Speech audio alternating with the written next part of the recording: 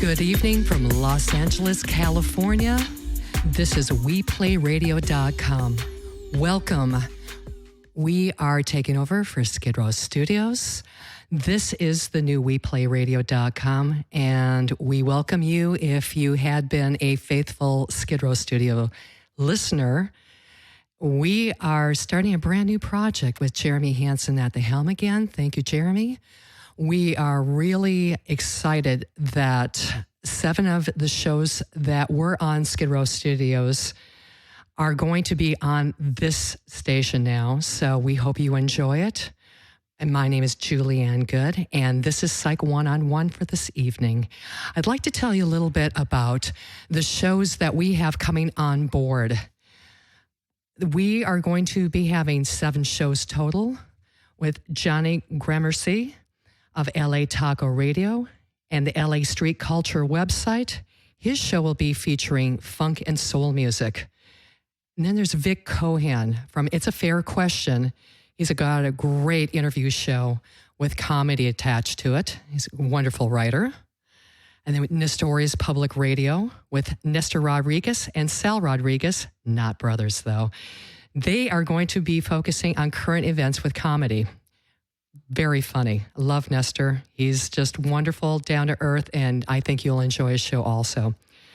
Janet Foster's show will be concentrating on news and politics, and she's great. She is really on top of everything that's happening politically and currently in the news. The very manic Jimmy Cabs show, which of course features Jimmy Cabs, he will be featuring underground music. And then the Dark Mark show, which is goth comedy. And I know a lot of these show hosts, they're wonderful. I think you're really going to enjoy the new lineup. We are really concentrating on producing quality shows that you can really relate to, that you can contact us on and be involved with. We would love that. We love audience participation. We love the emails and the text and everything else and the Twitters. Please contact us. We want to really tune this into where you're going. This is what we are here for at WePlayRadio.com. So welcome. We love having you. Thank you so much for joining us again. Tonight on Psych One-on-One is my friend from El Paso, Texas, Eliana Herdani. She is a licensed professional counselor, and she's also working on her PhD right now. She's a very busy lady. She just got done with doing a seminar over on the East Coast very successfully.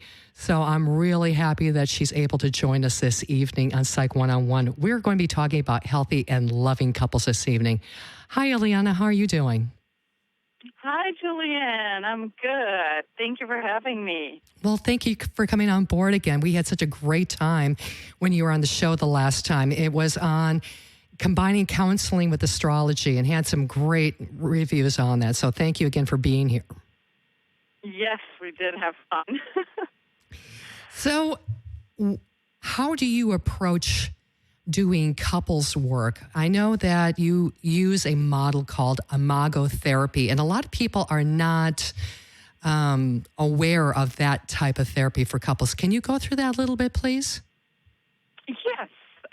There are many, many models out there, but imago is really a very efficient one and can bring out great results pretty quickly. And it's mainly a communication model, and 9.9 out of 10 couples that come to me as a counselor, when I ask them, what would you say is your biggest issue, the response I always get is communication. So this is a really good model to help couples communicate better, and especially communicate on a more deeper level. What is one of the top reasons that people have communication problems in their relationships? They don't listen. They think they're listening, but the real listening that requires us to be quiet in our heads and really, really be open to what the other person is saying and not thinking what we're going to say or analyzing what the person is saying or thinking of a comeback or thinking how we can be right. That is part, and a lot of people just didn't learn it. When we talk about communication, there are 4 components: the reading, the writing, the speaking, and the listening. And the 3 of those we learn in school and somewhat in our lives, the reading, the writing, and the speaking. But the active listening, we really don't. And I personally have to admit, I only learned it when I went to counseling school. That's when I really learned it. I know that is definitely one of those areas that most people can improve on is the listening skills, because we're not taught that. We're just taking it, assuming that people know how to listen when they're just hearing, or as you had stated before, they're thinking 1 or 2 steps ahead of the speaker, and they're not really listening. Exactly. There's just too many problems and too many interruptions in your brain and the outside world. Exactly. And another big component to that listening is when we talk about communication, we talk about what we're saying, but also how we're saying it. And the how we're saying is so much more important than the what. And the how speaks to the nonverbals, the tone of voice we're using, the facial expression we're having, even our physical posture. And that's what people respond to. And these are things that help communication to break down and not go further, or people go into attacks and verbal, verbal attacks and violence at times. Right. And it's just probably a lot of times it's easily fixable situations if people would just slow down. Because people are in such a rush now to get their message across that they're not really thinking about all the subtleties within communication. Yes, you're right on the mark with that one, Julianne. And one of the reasons we sometimes cannot slow down or have a hard time slowing down is when we are in a communication, especially if it's with somebody that really we're close emotionally or matters to us in a more connected and relationship way, is that our brains at times, our brains are divided in many parts, but there are 2 big parts that play a role into communication, which is the prefrontal cortex and our limbic system. And they fight mutually for leadership in our brains. And when the prefrontal cortex is in charge, that's when we're able to think and slow down and be rational and empathize and understand what the other person is saying. But when we feel threatened, and that could be a look, it could be a word, it could be a tone, it could be something that has been said or demonstrated to us, that's when our survival system takes over, our limbic system. And the limbic system says, rational brain, we don't have time to be rational. We are just going to be irrational right now because it's survival. Right. And we become a little dumber in those moments. Yeah, and we become impulsive also because our right brain is actually a little bit ahead of our left brain as for picking up cues in the environment. So, exactly. And people don't even realize that. It's just, they do impulsively and then they go, oh, why did I do that? Oops, I think I made a mistake here. And then they start pulling back. But by that time, it's too late sometimes because they're blurting out things that they're embarrassed about or ashamed about. And then they have to recoil and apologize for what they've done already. So it gets kind of messy. It gets very messy. And a lot of police reports are based on that messiness that just has gone too far. And so the Imago is a model that really helps people stay connected with their prefrontal cortex. And as a therapist, we kind of play the mediator in the beginning where we really slow down the process, as you said, and we help the people, the couple, stay connected without getting activated, without their limbic system taking over. And they're still able to feel feelings and emotions, but they're not flooded by them. Mm-hmm. So isn't one of the techniques, I used to work with an Imago therapist a long time ago. She was wonderful. isn't one of the exercises to listen to your partner and then mirror back what they had said? You know, to almost like say, this is what I heard you say, and to reframe it. Is that one of the techniques that you use? Yes, they're basically 4 steps that I teach my couple when I'm with them in session. The first step is actually, before the real listening and mirroring, is making an appointment. Because sometimes you have something important you need to tell your partner, and it might be even beneficial for the relationship, but your partner is coming home and is tired or from work. Your partner will not be a good listener in that moment. So you really want to give your partner a heads up and say, I really want to talk to you, and maybe you want to give the subject line about the topic. When is a good time? And let your partner answer, and, time. It could be now, it could be, I need to take a shower for 30 minutes, or today's not good. Can we postpone for tomorrow or the weekend? So actually that's the first step. You want both people ready to do the listening, the mirroring back. Mm-hmm. And then the second step, that's the one you were alluding to, with the mirroring, where we have one person being the speaker and the other the listener. And I prepare the speaker in a way that I tell them, imagine you have a side brain. Like we have external hard drives for our computers and download everything on our external drives that we want to save. So I have them imagine that they have an internal brain, and I ask them to download everything they have on their brain to that other brain. So it's not going to get lost. It's right there. And I just ask them to have an empty space to kind of download that software, that new information that's coming their way. It doesn't mean they have to keep it. They don't have to agree with it. They don't have to change anything. They really just have to listen and hopefully understand. And I kind of monitor them when they want to kind of interject their own stuff in a way. And that's what happens. So the speaker starts usually with what sometimes frustrates me is, and brings out a frustration. And the listener basically mirrors back, ideally even using the same words.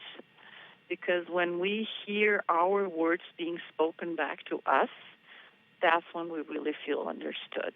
Right. And it goes in paragraphs, so there are pauses in between.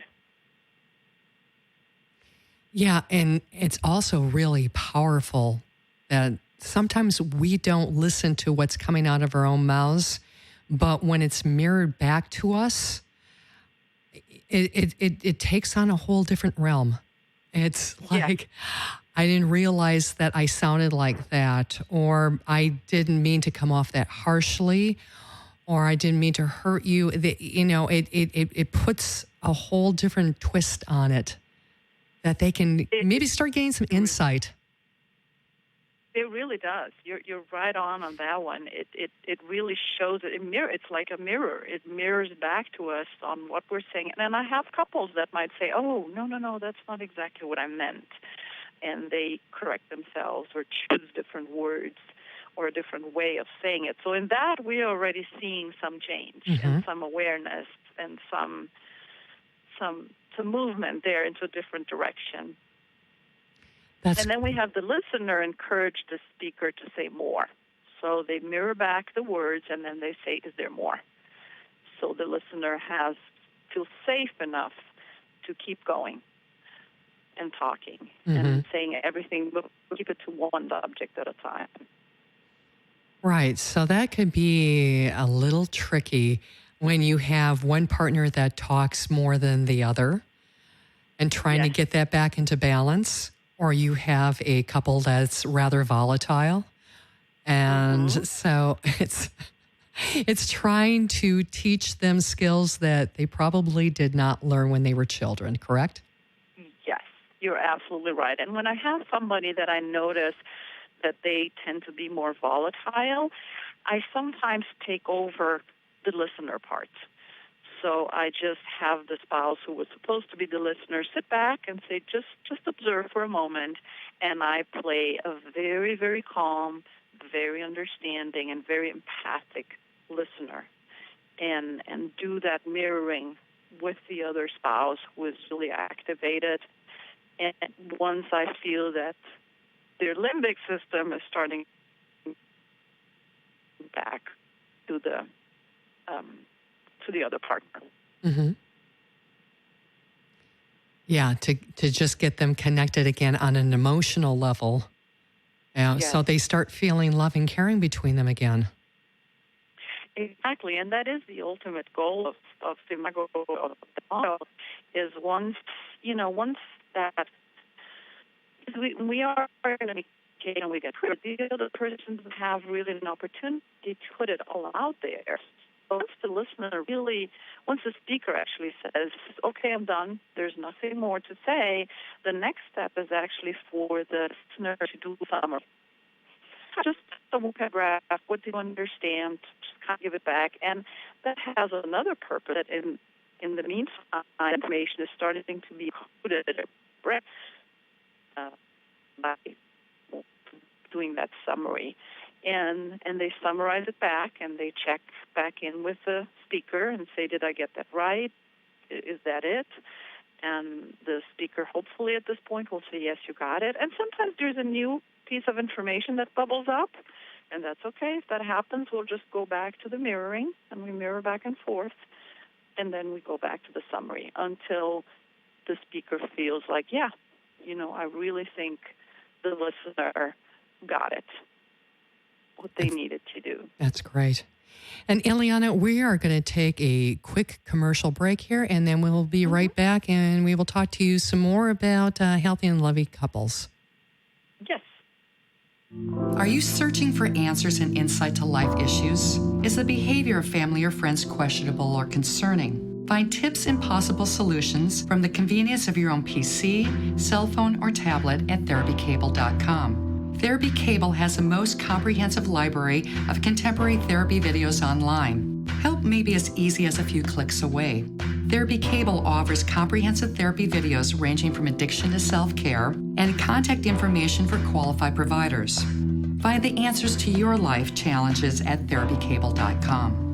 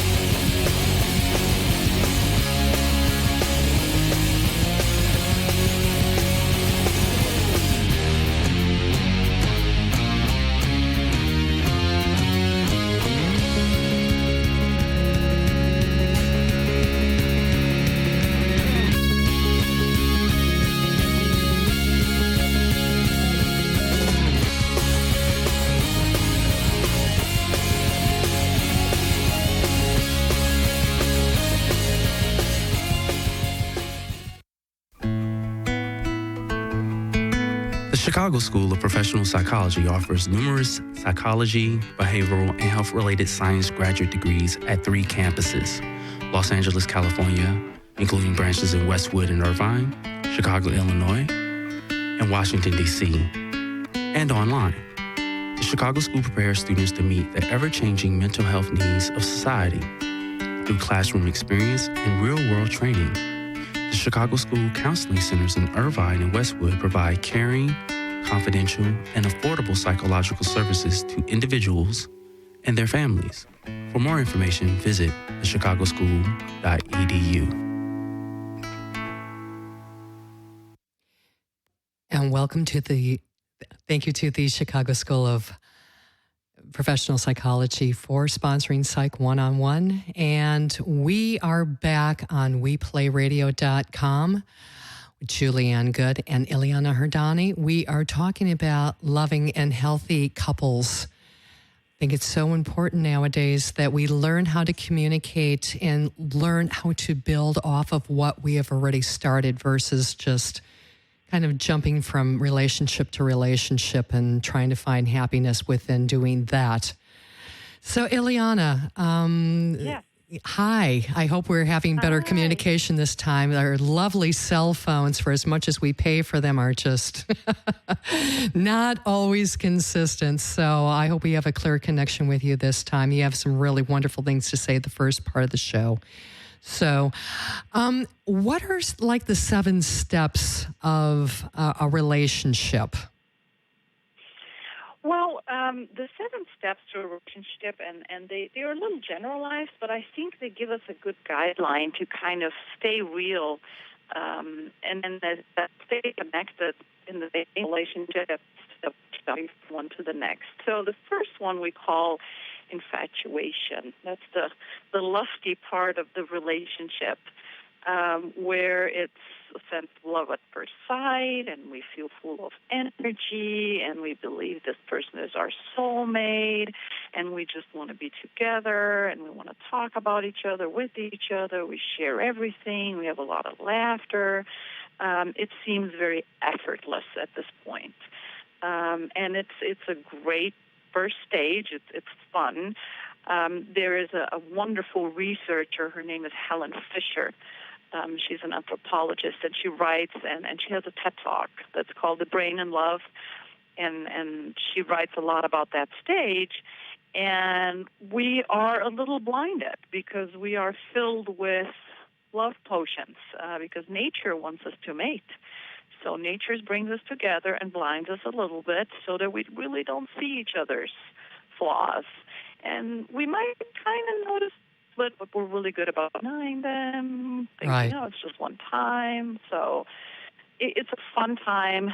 It doesn't last. Mm-hmm. And you have hormones flooding the brain, too. And that's almost like this natural drug going on when you're in that infatuation stage. Yes, you are drugged. You are under the love potion. Yes. Which is fun, but it's not lasting. It's not lasting at all. Yes. It really is not. Yeah. It is. There is a theory it lasts about a year to 2. Depends on the person, depends on the relationship. So it's a time to be enjoyed, definitely. I feel a little bit like a fairy tale. But you at least notice the red flags. Notice when things are a little like, that is different, that's interesting. Put it on a post-it instead. Because you'll need to look at the face. Right. Wherever you were before, Ileana, if you could move back to that position, you were a little clearer there. You're cutting out a little bit. So. Okay. Yeah, How thank you. about now? That sounds good. Okay. So what is the next stage?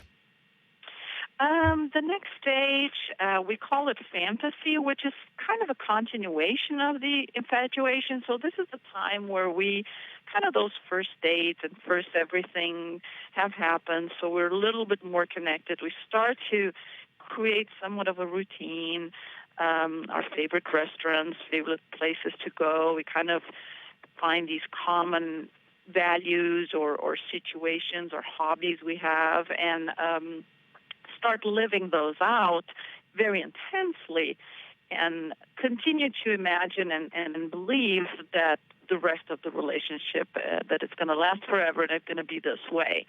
So we're kind of still a little bit in in a state of illusion and not full reality is there. Mm-hmm. But again, it's a good time. That's when we create our great memories. One of the stages where great memories are created. Mm-hmm. That sounds about right. And then the next stage is the discovery. Uh-huh. And that's when we're like, oh, I thought you liked Mexican food. Oh, not so much, right? Mm-hmm. So that's when we kind of get a little bit tired of just presenting our best foot forward, when the real ourselves starts to coming out, the imperfections and habits surface. That's the time where for the first argument, the first conflict, first fight, and we're like taken aback. So kind of the pink glasses come off, and that's the time usually when we start presenting ourselves in social situations, because in the beginning we just want to be with each other. Mm-hmm. So this is a time where that communication model comes in very handy. Yes. Is that where the miscommunication, misunderstandings start coming in, is during that stage? Yes, because we kind of want to maintain the previous stages. We want to hold on to them.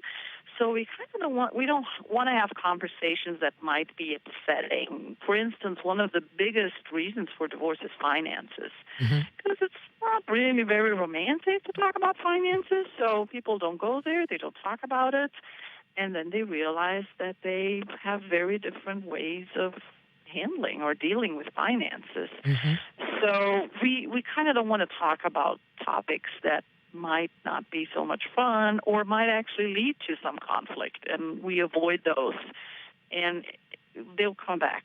So this is a time where we actually should start discussing main issues and values like family and money and career and children, and what is the decision-making style of each person. You know, what happens when you're stressed?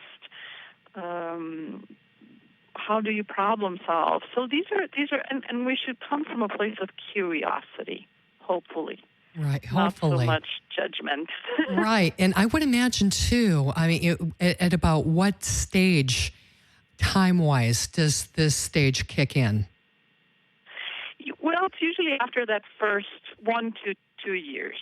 Mm-hmm. That's when it starts kicking in. And unfortunately, people by that time, some young people, tend to make very big life decisions, and they might during that stage realize that we are not that compatible after all. Mm-hmm. But by that time, we already have a child, or we moved in together, or we mixed our finances. So it's a little bit more difficult. So I really encourage my young couples when they come to me and they don't have big commitments yet, to kind of slow down.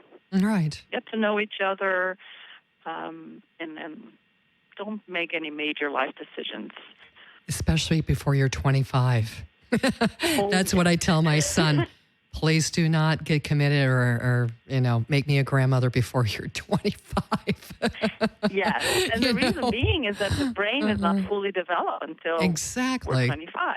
Yeah, and sometimes, research is showing us between 25 and 30, and because society is somewhat changing now, it could get closer to 30, depending on the maturity level of the person and what they have going on and at what age they are when they finally go out on their own and, get their own apartment and their job and start taking on adult responsibilities. And a lot of young people are delaying that process now because of the economic situation. So, it's all different ages that people decide to start making those commitments and really looking at the coupling process. Right. And I think an important piece is really learning who you are. That's the number one. Who am I? What are my preferences? What are my values? You might not have all the answers, but kind of figure some of that out. What kind of friends do I like to have? What places do I like to go to? What environment I enjoy? And it's a time of, exploration. And if you make these long-term commitments too early, you lose that, and it'll come back later. Mm-hmm. And it also depends on what cultural background you're coming from, too. Because, there's some cultures like the Hispanic culture that, they do believe in getting married early and starting to have children. And although that's starting to change slowly with some of the younger Hispanic people that I've known, because, they want to get the schooling in. They want to get the good job in, and they want to be a little more stable before they make a commitment and start raising a family. Yes, you're absolutely right. The world becoming more global. We have young people from very different cultures coming together, and that can help or hurt the relationship in many ways. Because some of those differences might be really big differences, and it might affect the relationship with the extended family as well. So I encourage all young people to first figure themselves out. Be your own best friend first. Mm-hmm. Yes. And then go for a more long-term committed relationship. Right. It makes a relationship so much easier if you really know yourself and your wants and your needs, versus sitting there and projecting it out and saying, what do you want from me? And what do you want me to be? Right. That's so confusing and losing. What? Go ahead. Well, no, I just wanted to add to it. There's the ability to create an interdependent relationship, which is ideal. Yes. If you don't have that, you might create a codependent relationship where we're codependent of each other and we cannot live without each other. Or you might be too independent where there's no overlap. So if I know who I am and I kind of understand my interests and kind of where I'm going in life, and I find somebody that there is an overlap there, that's a healthy relationship, to have an interdependent relationship. And that takes a while to develop. I think for anybody at any age or stage, that takes a while, and it takes a certain level of maturity and wanting the best for your partner while also wanting the best for yourself. It's that fine line. Yes. So, and going back to the steps from discovery. Yes. Well, from discovery, you kind of, the next one is not very fun either, which is kind of tags along. We call that the disillusionment stage, where we get disappointed, we get disillusioned. Now, the tricky part is here, if we get disillusioned or disappointed, that means we eluded ourselves, or we appointed the other person to be somebody who they're not. Mm-hmm. So it's actually good. In general, disillusion is not a bad thing. It should be an opportunity to look and see reality for what it is. So this is really a time where that initial lust and passion are gone. But it is also an opportunity to see each other for who we are. So in that stage, it's good to have we call it constructive disengagement, where we kind of take a little bit of distance and nurture that self that hopefully you by now know who that is. Because in the beginning you have that enmeshment, you're together all the time in each other's space and psychological space and emotional space. So in this time, it's good to take a distance. This is also a time where I suggest my couples to look back into their childhood and really get clear how they grew up, with whom they grew up, what did they learn, what did they hear, what behaviors were modeled to them, and kind of evaluate what of that was good for them, what wasn't, what do they want to keep, what not, what are some values that belong to their caretakers and not theirs, and kind of take a look into the past.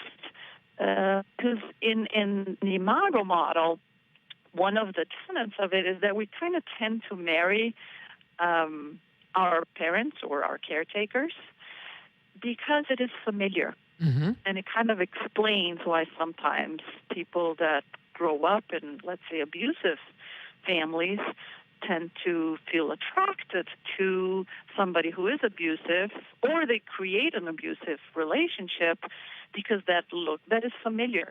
Mm-hmm. In a weird way, it's safe. It's safe, and and you're right. It's going back into the past and getting clear about where did this behavioral pattern come from? Why am I feeling this discomfort right now? Where is it originating? Was it one of my parents? Is this what they modeled to me? Is this the way that I was expected to grow up? What was my role in the family? What was my attachment style? One of my favorite things is attachment styles because it's so deep. It's how did you attach to your caretaker, which may not always be your mother. It may be whoever brought you up. How did you, between birth and the ages of 6, how did you relate to them? How did they relate back to you? It was something that you had absolutely no control over, but it really controls your destiny up the road for your entire lifetime until you can sit there and look back at it and try to piece things together as to why maybe certain relationships don't work in your life because, you just don't attach properly. It's tricky. But luckily there's so much reading material on it now. There's a lot of research that's been done that's on the internet. And just look up attachment styles. The original psychologist who came up with this theory in about the 1930s, 1940s, his name is John Bowlby over in London. And it's fascinating work.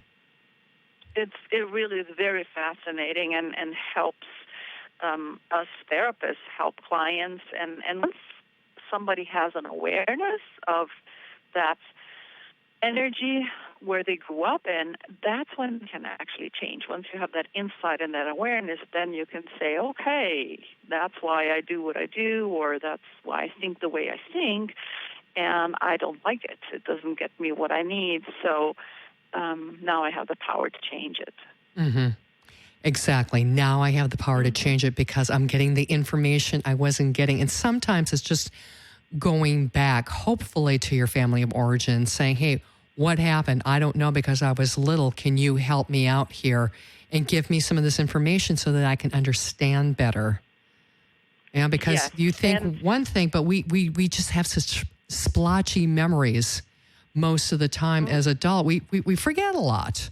And we have a lot of things coming up and we just forget, or there's this lovely mechanism in our brain that helps us to forget certain events in our lives because they're either mundane or they're traumatic.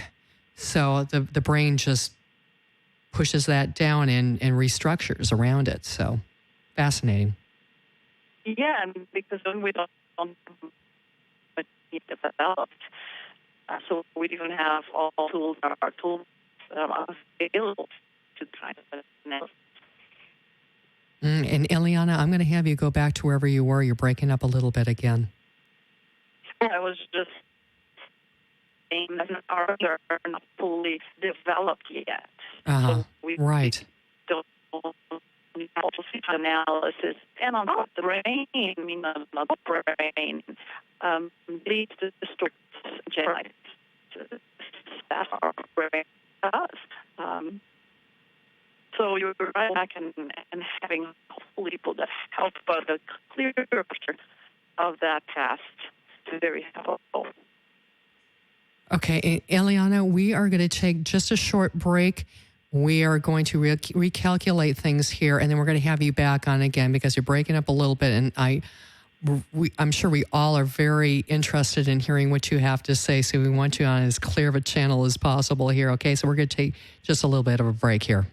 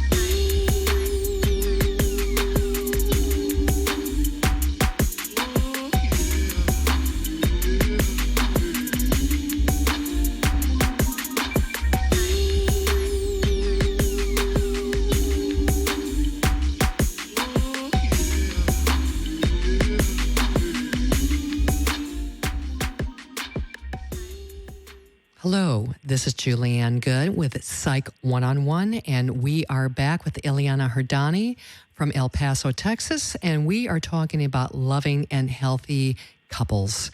And before we took that little break, we were on the 7 steps of a relationship. And Ileana, what happens after the disillusionment stage? Not fun. Not fun. So that's the stage of fine-tuning. Mm-hmm. This is the point that hopefully I'm well enough to see the potential in the relationship. So now to believe in each other, now the trust is there. Let's take build as well. You can work as a team.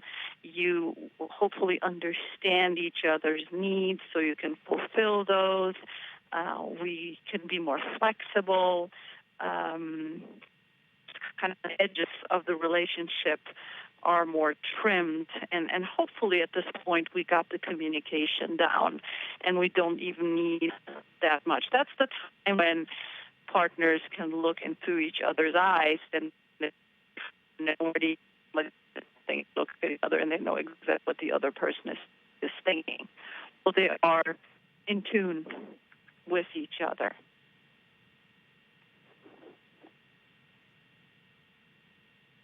Are you there? Yes, you're cutting out a little bit again here, so I know. Which means probably we are going to end up coming back eventually again, because I would love to have you back on. We're going to try to go through with this as much as possible. But, and is there any way that you can change to a landline? No, unfortunately not. I know. You know what? Landlines are becoming a thing of the past almost. They are. Which is a little scary, I know, especially out here in earthquake zone. You know, if we ever have the big one, then the cell phones go out and the landlines are the only thing that works. So it's pretty amazing. But we're going to just keep on going with this as much as possible. And I'd love to have you back on in 2016 and then revisit this, because I think this is a really fascinating subject. So you're talking about I'm really on our friends.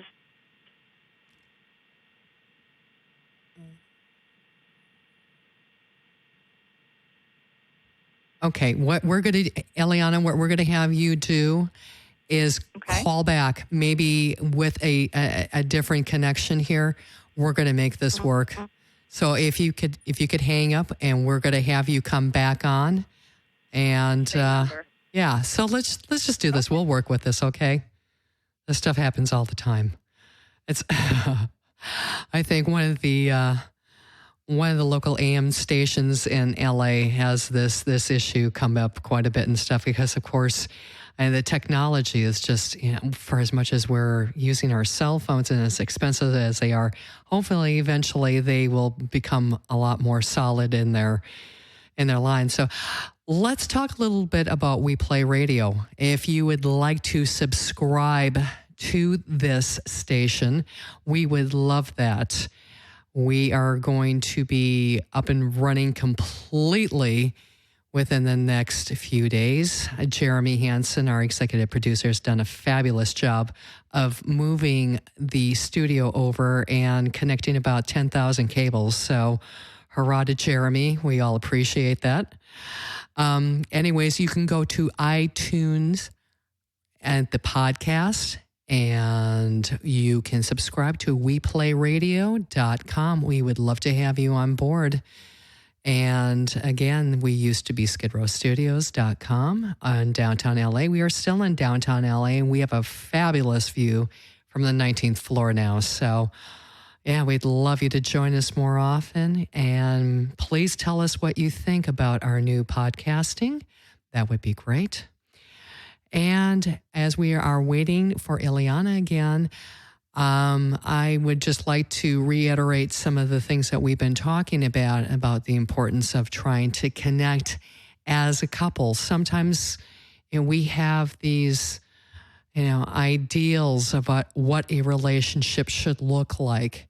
And sometimes we bring these fantasies into our relationships and our expectations of how we're supposed to be with another person. It takes a while to get there. And sometimes, maybe within the first year or so, we figure out, well, this isn't really working out too well. And, we gave it a good try. Hi, Eliana. Hi, Julian. Hi.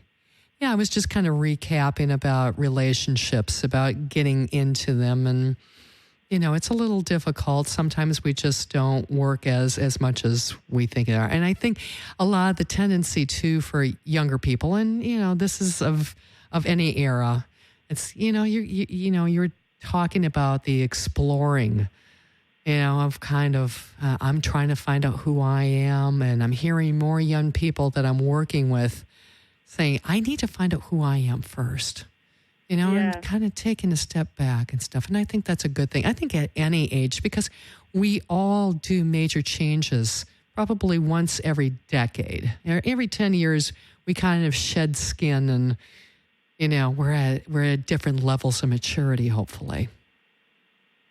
Yes, and it is important to go through, some of the theories that we study in our counseling programs are developmental theories, and those are important too. So we go through developmental stages, and ideally we want to go through those before we fully engage with another person. So having those developmental stages,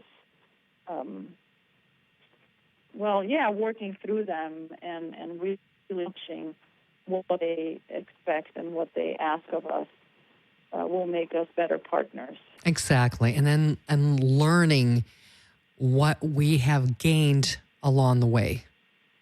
Exactly. And what we can bring to the table. It's not just what are we going to get out of this, is what can we give back also. Yes. Less ego, more giving, huh? Yes. That's tricky sometimes, right? Yeah. Yeah. Especially in the, we're still kind of in the me stage and, in the age of narcissism and what can we get? And so it's tricky. Very tricky. It's hard to be empathic when it's all about us. Yeah. But it's so much richer to stop and listen to somebody else. And what can you teach me? And what can I learn from you? You're here for a purpose. I really believe that everyone who comes into our lives is here for a purpose. We have something to learn from them. We have something to teach them. There are moments that really enrich our lives. Yes, and the people we attract, they tend to have the things that we love the most and at the same time frustrate us the most. Mm-hmm. But the things that frustrate us the most are things that we are not fully able to do ourselves. So as just a quick example, if I'm attracted to somebody who is very organized, and let's say I'm not, if I learn to organize as them, and if they actually learn to relax as me, then we're both more human beings. Do both.